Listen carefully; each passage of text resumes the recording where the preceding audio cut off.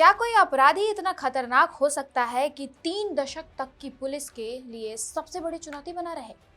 क्या भीड़ों में बंदूक के दम पर बना खौफ इतना बड़ा हो सकता है कि मुख्यमंत्री तक को धमकी देने की हिम्मत आ जाए?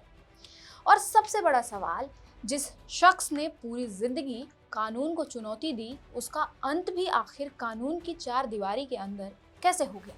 क्योंकि चंबल के बिहड़ों से निकली यह कहानी सिर्फ एक डकैत की कहानी नहीं है, बल्कि अपराध, डर, सत्ता और इंसानी सोच के उस अंधेरे पहलू की कहानी है जहां एक इंसान धीरे धीरे अपनी ही बनाए जाल में फंस जाता है। राजस्थान और मध्य प्रदेश की धरती पर कभी एक ऐसा नाम था जिससे पुलिस भी परेशान रहती थी और इलाके के लोग भी खौफ में जीते थे। नाम था जगन गुज्जर।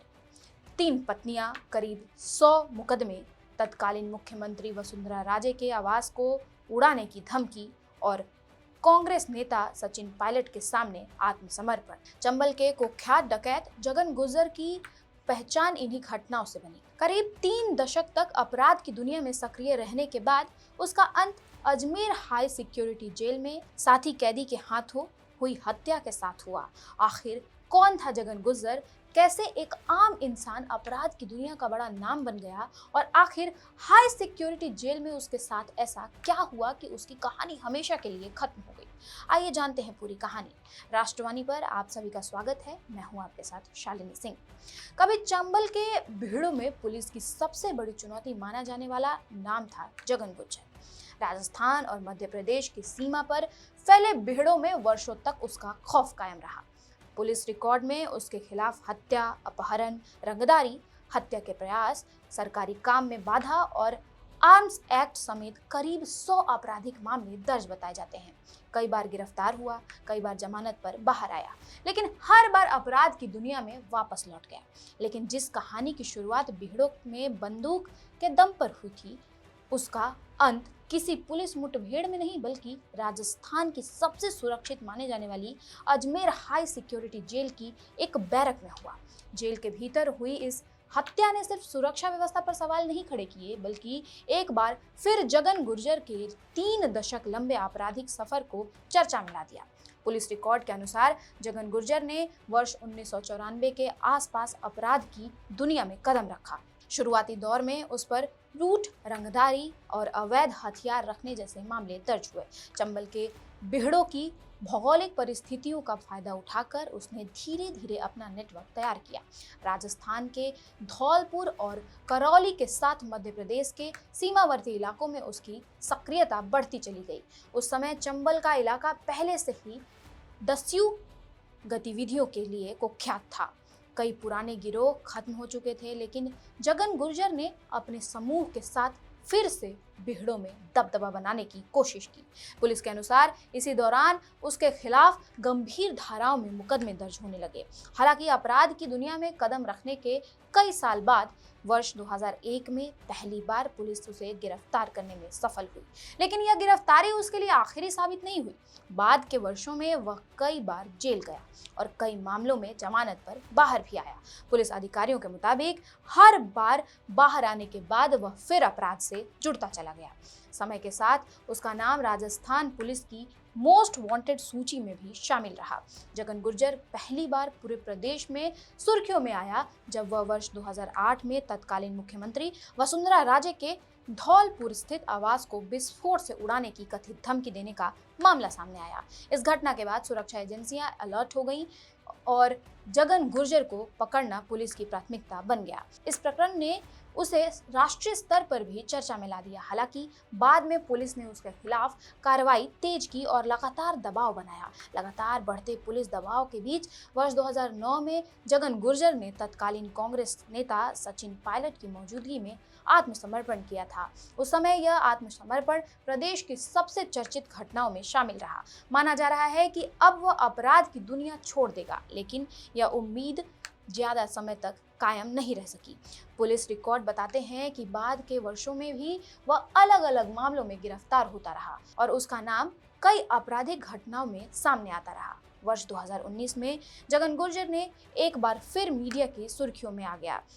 जून 2019 में पुलिस के अनुसार उस पर 2 महिलाओं के साथ मारपीट और उनके कपड़े फाड़ने का आरोप लगा था। इस मामले में उसे पकड़ने के लिए करीब 500 पुलिसकर्मियों की बड़ी टीम लगाई गई थी। कई दिनों तक चले अभियान के बाद पुलिस ने उसे गिरफ्तार किया। उस समय यह ऑपरेशन भी काफी चर्चित रहा, क्योंकि पुलिस को आशंका थी कि जगन गुर्जर हथियारबंद साथियों के साथ भीड़ों में छिपा हुआ है।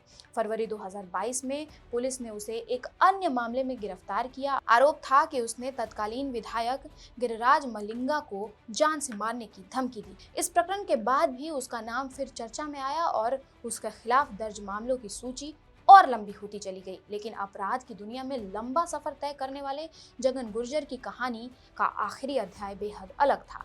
उसका अंत किसी पुलिस एनकाउंटर में नहीं हुआ, बल्कि जेल की चार दीवारी के अंदर हुआ। अजमेर हाई सिक्योरिटी जेल में हुई उसकी हत्या ने हर किसी को हैरान कर दिया। पुलिस और जेल प्रशासन के शुरुआती निष्कर्षों के मुताबिक घटना ने इसलिए भी सबको चौंकाया क्योंकि वारदात से कुछ घंटे पहले तक सब कुछ सामान्य दिखाई दे रहा था। जेल अधीक्षक पारस जांगीड़ के अनुसार जगन गुर्जर और आरोपी कैदी विष्णु एक ही सेल में बंद थे। सीसीटीवी फुटेज और जेल रिकॉर्ड से पता चलता है कि सुबह करीब 11 बजे तक दोनों ने मिलकर बैरक की साफ सफाई की। इसके बाद लॉक इन अवधि के दौरान दोनों साथ में लूडो खेलते भी दिखाई दिए।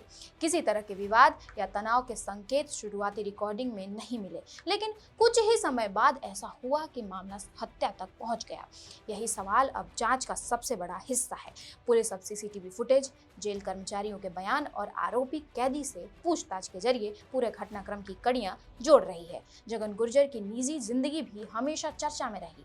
पुलिस रिकॉर्ड के मुताबिक उसकी 3 पत्नियां थीं। बताया जाता है कि इनमें से एक पत्नी कथित रूप से उसके आपराधिक नेटवर्क से भी जुड़ी रही थी और मध्य प्रदेश में एक पुलिस मुठभेड़ के दौरान घायल हुई थी। वर्षों तक चंबल के भीड़ों में सक्रिय रहने के दौरान जगन ने अपना प्रभाव राजस्थान और मध्य प्रदेश के सीमावर्ती इलाकों तक बढ़ा लिया था। धौलपुर निवासी जगन गुर्जर के खिलाफ हत्या, रंगदारी, धमकी, मारपीट, अवैध हथियार और अन्य गंभीर धाराओं समेत लगभग 100 आपराधिक मामले दर्ज बताए जाते हैं। इसी वजह से वह लंबे समय तक दोनों राज्यों की पुलिस के लिए बड़ी चुनौती बना रहा। लेकिन अब उसकी मौत के बाद जांच एजेंसियों के सामने कई बड़े सवाल खड़े हैं। सबसे बड़ा सवाल यही है कि जब दोनों कैदी सुबह सामान्य व्यवहार कर रहे थे तो कुछ घंटों में ऐसा क्या हुआ कि मामला हत्या तक पहुंच गया। दूसरा सवाल यह है कि हाई सिक्योरिटी जेल की निगरानी व्यवस्था के बीच यह घटना कैसे हुई, क्योंकि जेल सिर्फ कैद करने की जगह नहीं होती, बल्कि वह ऐसी जगह होती है जहां कानून की सबसे मजबूत निगरानी होती है। जब कोई अपराधी अपराध की दुनिया में बड़ा नाम बन जाता है तो अक्सर लोग भूल जाते हैं कि हर कहानी का अंत तय होता है। डर के दम पर बनाया गया साम्राज्य चाहे कितना भी बड़ा क्यों ना हो जाए, एक दिन खत्म जरूर होता है। जगन गुर्जर की कहानी भी यही दिखाती है कि अपराध की राह शुरुआत में भले ताकत का एहसास कराए, लेकिन अंत में वही रास्ता इंसान को अकेलेपन और अंधेरे में छोड़ देता है। करीब 32 वर्षों तक अपराध की दुनिया में सक्रिय रहने जगन गुर्जर की कहानी आखिरकार जेल की चार दीवारी के भीतर खत्म हो गई, लेकिन उसकी मौत ने कई नए सवाल खड़े कर दिए। फिलहाल जांच जारी है और आने वाले दिनों में यह साफ होगा कि अजमेर हाई सिक्योरिटी जेल में हुई इस घटना के पीछे असली वजह क्या थी, क्योंकि किसी भी व्यवस्था की असली परीक्षा तब होती है जब सबसे कठिन हालात में भी कानून अपना काम सही तरीके से करे। अब देखना होगा कि जांच में क्या नए तथ्य सामने आते हैं और क्या इस मामले में कोई और परत खुलती है। आपकी राय क्या है? क्या जेलों में ऐसे हाई प्रोफाइल कैदियों की सुरक्षा व्यवस्था और मजबूत होनी चाहिए? अपनी राय कमेंट में जरूर बताएं। साथ ही चैनल को सब्सक्राइब और लाइक करना ना भूलें। धन्यवाद।